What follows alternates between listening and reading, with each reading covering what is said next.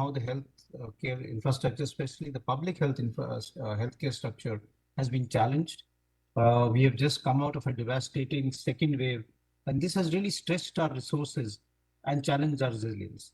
And as we now sort of prepare for the possibility of a third wave and new variants like Delta Plus, it is very important for us to take stock and see what we can do. I think what we need to do is look ahead and see how we can strengthen our public health system, keeping in mind the lessons that we've learned from the past. And the reason why I think this is important is not only because of the current pandemic, but the last 15 years have shown us that for the future, we will have to be prepared for ongoing outbreaks and pandemics. If you look at what's happened in the last 15 years, we've had enough warnings. We had the bird flu outbreak, which was H5N1. We had the swine flu. We've had SARS, MERS, Ebola, Zika. Large number of viral outbreaks have happened in the last 15 years, which has happened because of viruses jumping species and then developing the ability of sustained human-to-human spread. And therefore, it is time for us to really prepare for outbreaks and waves in the future. And for that, we need to really have a resilient environment for our future generations. How can we do that? And I'm going to just focus on two things. One is public health policy in India. And secondly, what we've learned from this pandemic, the importance of partnership and collaboration between different stakeholders to move forward. So coming to the public health policy, India's public health policy has been one of the major things that we've started after independence. And this has been something which is designed to provide standard of care as a package to populations up to the primary health level. The basic aim is to have an equitable access to healthcare, even in rural India and remote areas, for everyone who needs that. However, we need to really keep in mind that with changing times, we have to change, and our public health system has to change. One of the steps forward in this was the PMJ Ayushman Bharat, which has really made a huge difference as far as healthcare is concerned to the marginalized and those below the poverty line. But a lot more needs to be done. And the 2021 health budget was widely welcomed because it really did give an impetus as far as the budget for healthcare was concerned. But I think it's important for us to really look at health as a percentage of GDP, and it should reach at least 2.5% for us to really look at enough resources as far as the healthcare is concerned. More importantly, in my mind, is also the collaboration which has to develop between states and the union budget. Health is still a state subject, and therefore there is still lack of coordination, and there are states where the health system is much better than others because of the fact that there needs to be more involvement of states in terms of the budget that they provide as far as health is concerned. What COVID-19 has shown us is that we need a robust healthcare system, and this is something very, very important. What are the challenges that we have in front of us, which I think we need to address? One is, of course, like I've already mentioned, underinvestment as far as health is concerned. And this has been one of the biggest challenges during the pandemic that we need to address. The second important issue that I'd like to touch upon, and I think this is very important, because this is where we need to move ahead, keeping the future in mind, is that healthcare, public health system should be driven by technology and data. And this should help us in making evidence-based decisions. Health is something that is to focus on preventive care. And for preventive care, you must have data, you must have surveillance, you must have a lot of testing available, tracking available. And that focus has not been there in our country. And this is something that we need to develop a very robust mechanism for surveillance, data collection, and use technology as best as we can. There have been major advances in technology.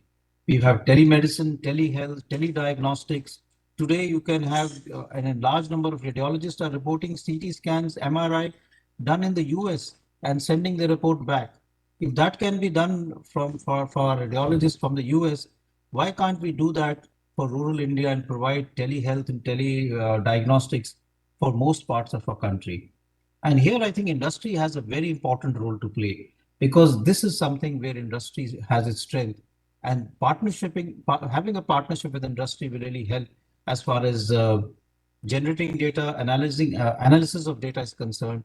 And we need to develop a very robust electronic health record. This is part of the National Digital Health Mission, but we need to do much more so that there is portability of data. If you are in the private sector or you're in the government sector, the data should be available as far as your health records are concerned across the board, because this will help a lot as far as optimum management is concerned. It will give us a lot of data to analyze and see how we can move forward.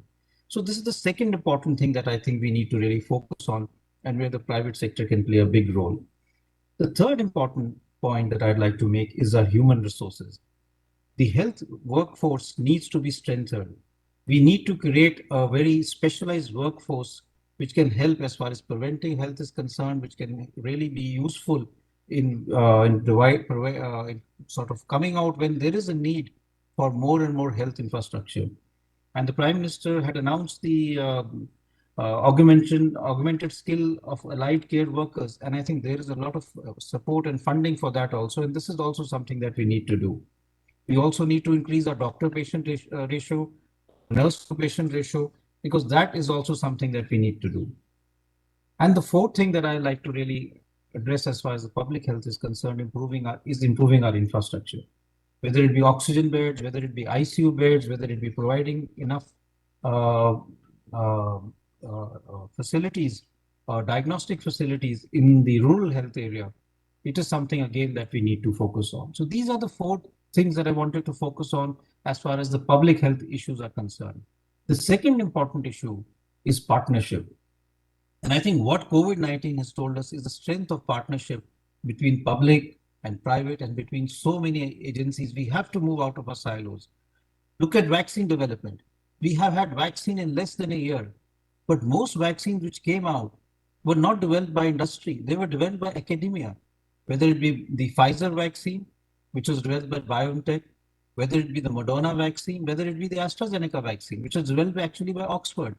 This was then given to the industry. Even Bharat Biotech vaccine was developed by NIV and ICMR, and then it was taken to the industry. So even whether it be vaccines, whether it be drugs, whether it be equipment, or even simple things like PPEs, a lot of this happened because of partnership between industry and public health experts, and the need for that is felt today like never before. And if we are able to do this, I think we will be able to really achieve a lot which we have not been able to do in the last so many years. So this partnership is very important. Different models can be looked at. You can have a model where you have at least one private for-profit organization which ties up with a not-for-profit public organization. Industry can tie up with academia, and we need to really develop modules where this can be done so that there is a win-win situation for both sides. I also feel that currently CII is uniquely positioned to enable such collaborations and partnerships. And that is why this conference that they're holding, the second Public Health Summit 2021, is very, very important. So I would really like to welcome you all to the second edition of the CII Public Health Summit.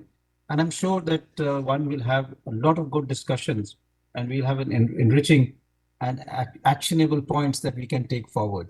Thank you very much. And I will sort of finish my opening remarks here and really request Dr. R.S. Sharma to give his keynote address. Thank you very much.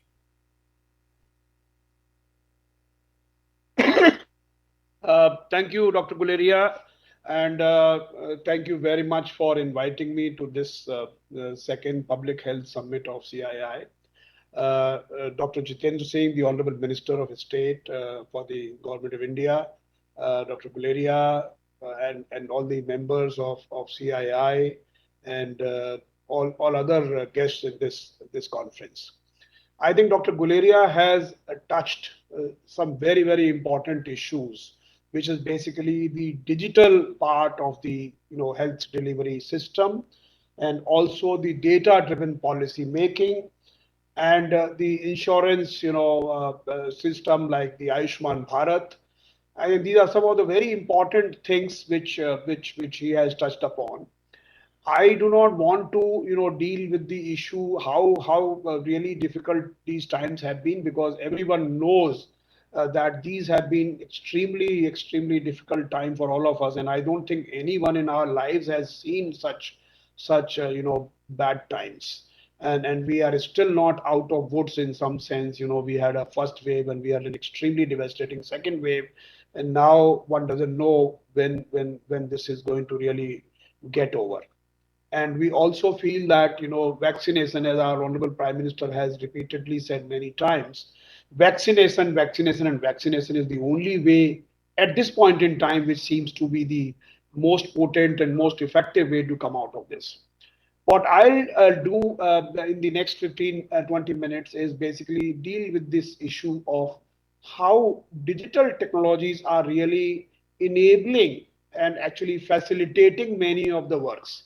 So one is a very topical kind of thing which we have done, which is the vaccination program in our country, and how technology is aiding that program. So that's one part. And secondly, I'll talk about the effort which the government of India has been making, and now it's likely to sort of be scaled to the entire country, which is the National Digital Health Mission. How that is going to transform, and that's how I feel it is going to transform the health delivery systems in our country. Of course, the investment in health infrastructure and other kinds of things, I'm not trying to undermine their importance, but what I'm saying is technology can become an extremely important enabler, which actually will help in many of these issues.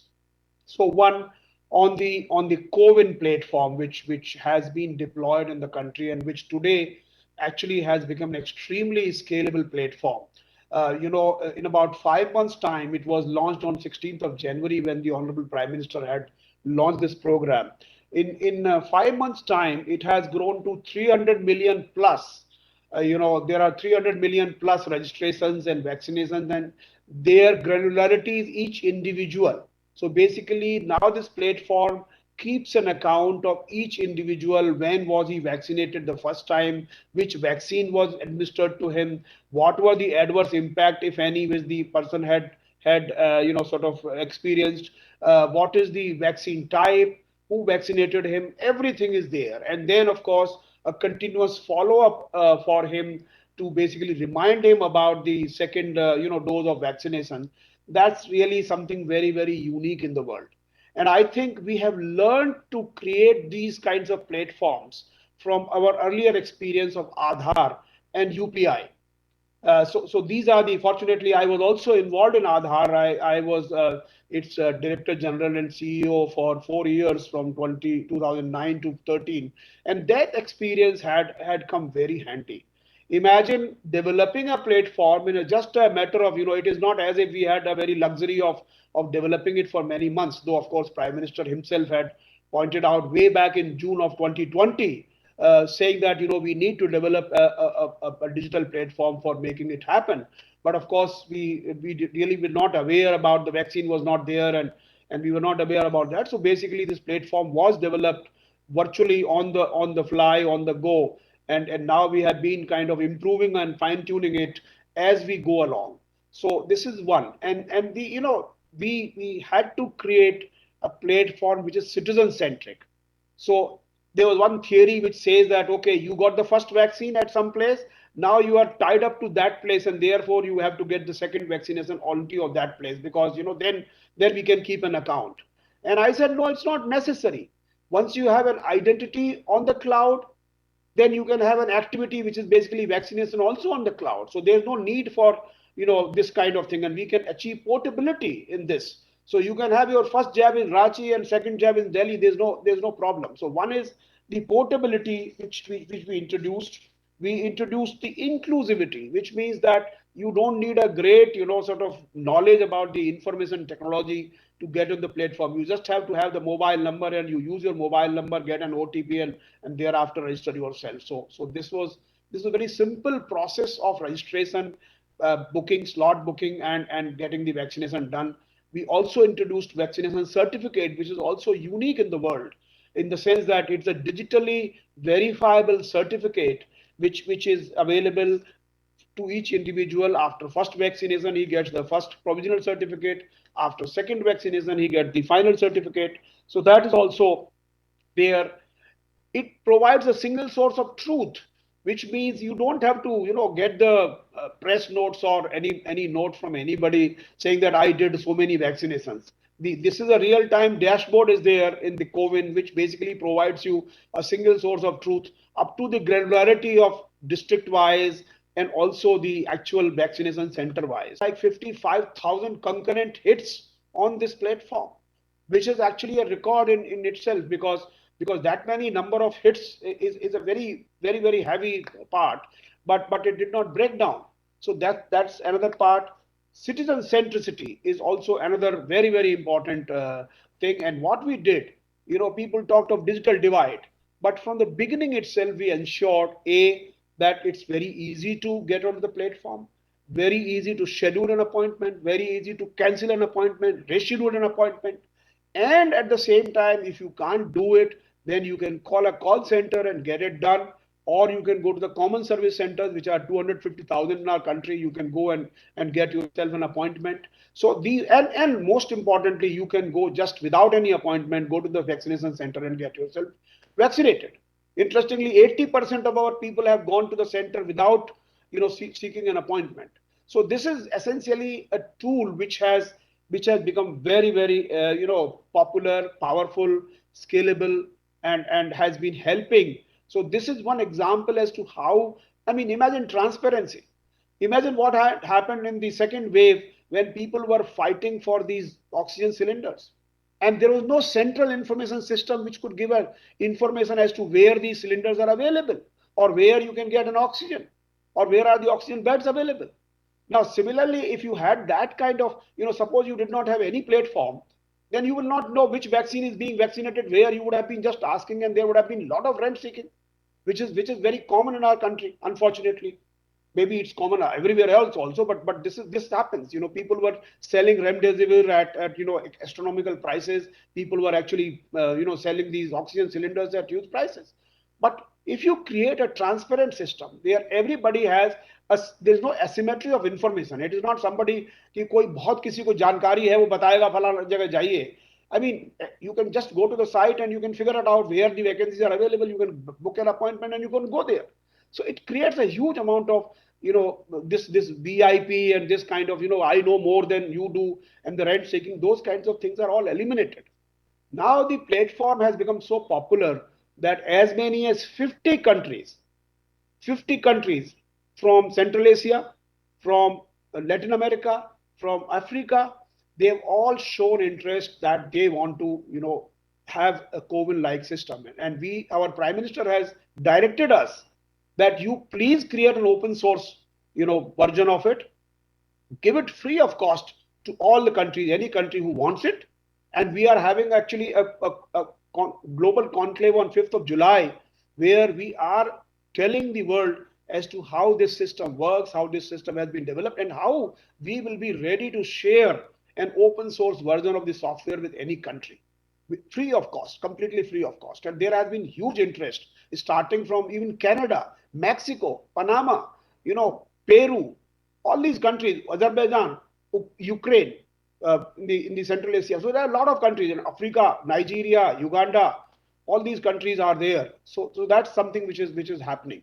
So this is one simple example where in a very short term, we could create a digital infrastructure which could actually aid, because 1.3 billion people's vaccination is not a trivial task. And therefore, this is one example. And this only goes to show that India as a country has got the capability to develop such great scalable digital systems.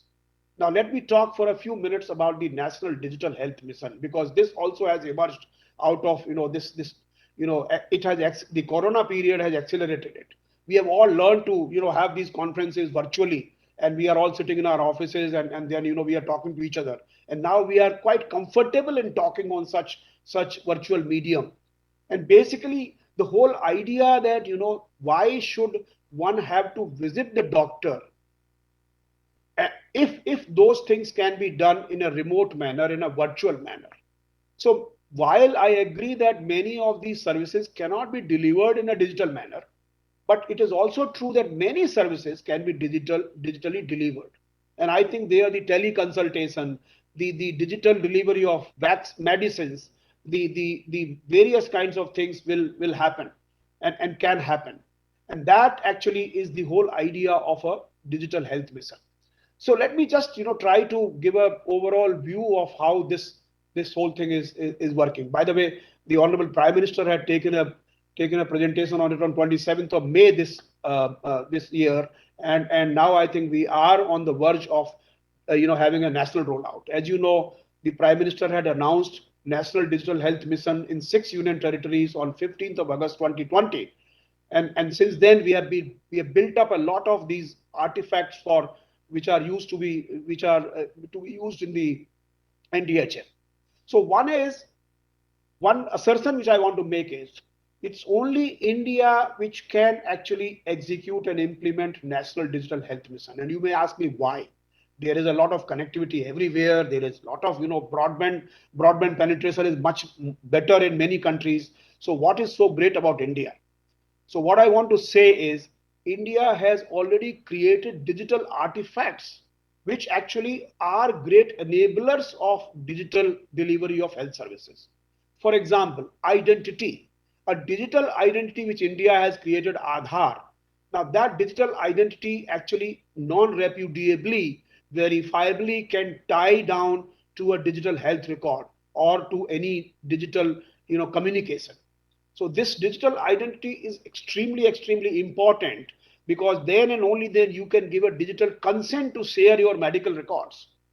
So basically this digital identity which we have created is a horizontal service, horizontal identity, a base service which has got authentication, which has got electronic KYC, which has got e-sign, basically e-signature on demand, which will be used for signing the prescriptions, etc.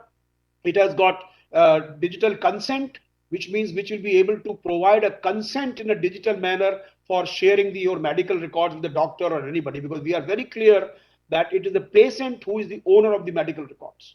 Nobody else can see his medical records, his or her medical records without his or her consent. And that consent artifact only India has developed. And now what's most important, which is going to be launched very soon, is the e-voucher, which is basically a person-specific and a purpose-specific voucher, which means I can tell somebody, maybe in Ayushman Bharat, when I am wanting to have an X-ray and the hospital doesn't have the X-ray facility, the hospital can issue a digital voucher, a UPI voucher, which is basically for a person and also for a specific purpose of getting an X-ray done, which means that now when he goes to the X-ray X-ray shop or whatever, that person just reads the QR code, gets the money, does the X-ray and comes out of it. So basically, currently, when people just don't want these Ayushman Bharat fellows, they think that पहले तो इनका पैसा नहीं मिलेगा, पैसा मिलेगा देर में मिलेगा, so therefore why should I treat them well? So they are not treated well. But once they have this digital voucher, which they can actually redeem it at any place which they like, that actually changes the entire power equation. And that's what is going to happen. And this e-voucher, which is going to be not only a DBT, but DBT for a specific purpose, that is going to be a game changer. So essentially, we have all these baseline artifacts which will be used. Secondly, on top of that, we have created domain-specific artifacts. So as Dr. Guleria was saying, personal health records, electronic medical records, that's one part. We have a registry of hospitals. We have a registry of professionals, health professionals. We have a drug registry. So all these, registry of labs, for example. So all these, kind of databases or a reference databases are there in the National Digital Health Mission. It doesn't mean that I'm going to have all the health records of everybody. No, it's a federated data structure, which means the data health records will remain wherever they are, but there will be a facility for the person to basically fetch his or health records and show it to a doctor. So a kind of horizontal view or a kind of longitudinal view of his or health records. So that's actually the second layer on top of that common, infra layer, digital infra layer. So that's another part which is going to happen. And thirdly, it's going to be a gateway kind of thing where you can provide visibility into these artifacts, their layers.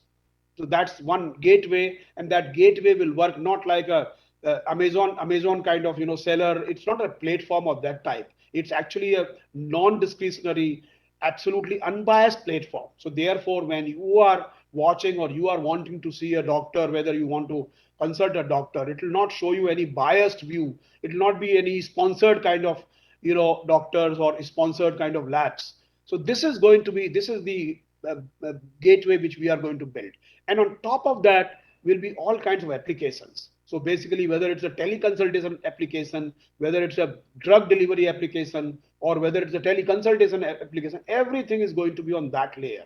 And therefore, what we are going to create, there's no better word to describe it than platform. But actually, it's not Amazonification of the whole, health service delivery system. It's going to be a network, actually. It's going to be a network which will be able to connect the patients with the facilities, with the doctors, with the labs, and with the vaccine delivery or drug delivery entities. So this is going to really transform the entire health services delivery. And I think one of the good things which has happened in Corona period is the facility and the fact that we are now quite at ease with these video consultations and video communications. This is going to really transform it. I think we are looking forward. I have no doubt in my mind that this will become a real transformation of the health. And the most important outcome of this will be the data. As Dr. Guleria rightly said, that our public health systems must be based on data. It's not based on some anecdotes and something. So therefore, I think this will be a gold mine of data for public health policy researchers, academics, and everybody. And these will obviously without violating the privacy of anybody. So that's going to be the overall architecture of the National Digital Health Mission. It is going to become a reality very soon, and we have already constructed and started constructing the various kinds of registries. We have also started issuing consultation papers on various aspects, because we feel that it should be a win-win-win for everybody. It should not be just some people will lose out of. That's not the way it is. So that's the broad architecture. I just wanted to say that health technology is going to play an extremely important role in delivery of health services in future, and India can build such a great platform because we have built multiple platforms. Today UPI is transacting 3 billion transactions a month. Any bank to any bank, any bank to any wallet, everything is happening. Aadhaar is 1.29 billion people have got Aadhaar in this country. So I think there are many things which we have done 56 billion authentications in this country. So that's what it is. So I'll end here. Thank you very much for allowing me to participate. It has been a privilege to talk to you all. Thank you very much. Thank you very much, Dr. Arish Sharma, for really enlightening us and giving us the entire plan that is there. And I think this is something which is urgently needed as far as our country is concerned. It will take it to the new level. It's indeed a pleasure for me to really invite Dr. Jitendra Singh to give the inaugural address. He is the Minister of State for Development of Northeastern Region, Prime Minister's Office, Personal Public Grievance and Pensions, Department of Atomic Energy and Department of Space. And it's a great moment of proud moment for us because he's also a medical doctor. Welcome, sir, and we look forward to your inaugural address. Thank you, Dr. Randeep, for a very kind introduction and very generous and affectionate introductory remarks. And I must compliment you for having organized this event during such trying times when you are already hard pressed for time. And to return the compliment that he gave, I must say that Dr. Guleria and I have been associated for a long time.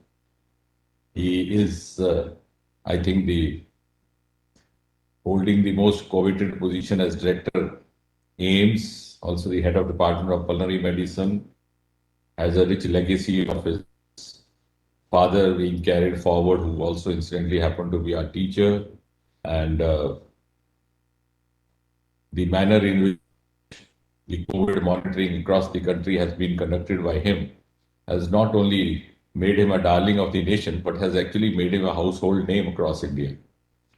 So, thank you, Dr. Guleria. Also joining us, Dr. R.S. Sharma, who's known to be a researcher and academician, and who's also the CEO presently of the National Health Authority, Dr. Neerja, and all others who have joined us. Thank you very much indeed. At the outset, I also have to congratulate the Confederation of Indian Industry for bringing together the stakeholders for this important discussion at a time when public health sector actually has come into the center stage of discussion, and also to an extent because we are going through COVID times. Much has already been said by the earlier speakers. Dr. R.S. Sharma mentioned the National Digital Health Mission.